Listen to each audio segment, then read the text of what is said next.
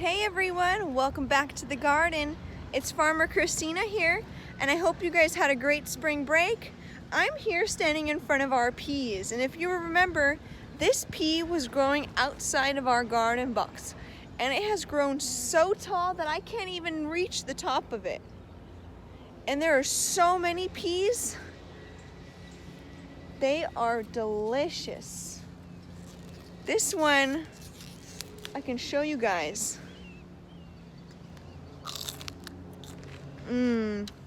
So tasty.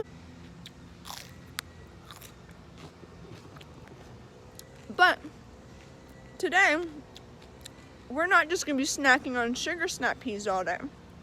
Today, we're going to talk about weeds. And I know you guys know what the dandelion is, but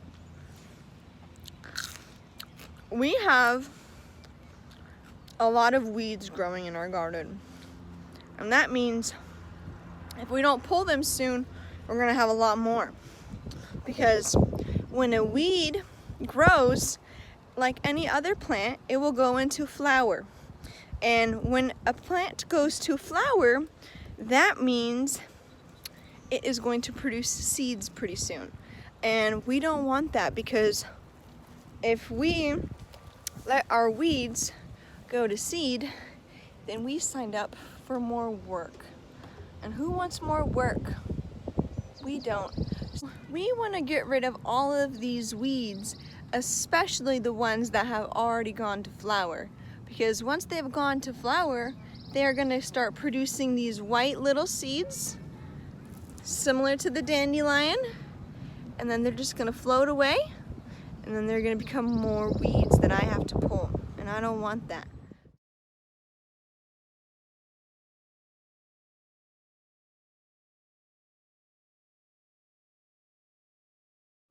So a weed is something that is growing in the garden that we didn't plant.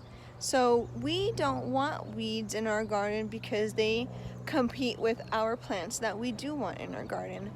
Let me show you an example. In this bed, we have a lot of brassicas growing. And a brassica could be a broccoli, a cabbage, a cauliflower, and those are what we have here. If you look closely in between all of the brassicas, you will be able to see some weeds growing. And these weeds we didn't plant, so we don't want these weeds here competing with our brassicas, because they are actually taking up space, they're taking up water, and they're taking up nutrients. So we definitely don't want this weed growing here next to our brassicas, because we want our plants to thrive. So we shake off all the dirt. This is a prickly sow thistle, and this is definitely something that we don't want in our garden. So this is something that we consider a weed here.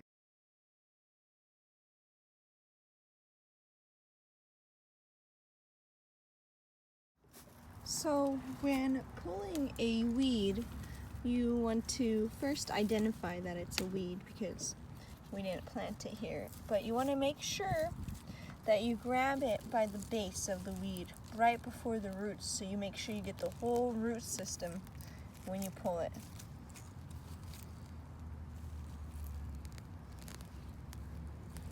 Get the whole plant out. So as I'm weeding, I am noticing not everything is a weed. And sometimes we mistake things as weeds when they actually aren't. Some of them can be beneficial to the soil. And one of the good weeds that we have growing here are called legumes. And they're also known as clovers. And they are known to be nitrogen fixing. And we actually have a whole little patch of it here with a little bit of snow thistle. But we have a whole patch here that I want to show you the evidence of how it is nitrogen fixing.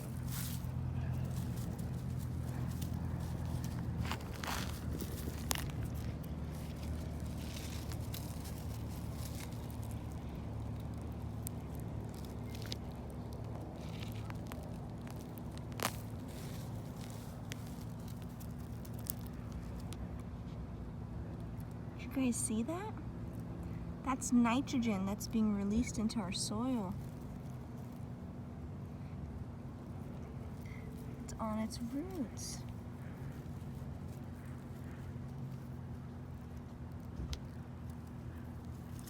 So that means that this clover is a beneficial weed that we want to leave in our garden because it releases nitrogen through its roots.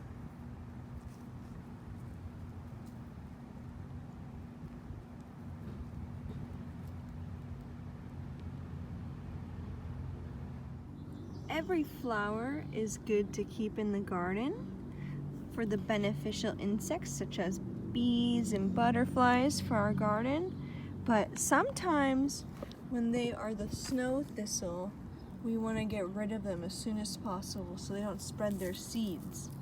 So it's good to leave them for the butterflies and the bees, but as soon as they go to seed, it's time to pull them up and to get rid of them. We have weeds pretty much everywhere growing in the garden. And that's because we just had a lot of rain a few months ago. So all of these weeds decided that they want to grow in our garden boxes. But we're not going to let that happen.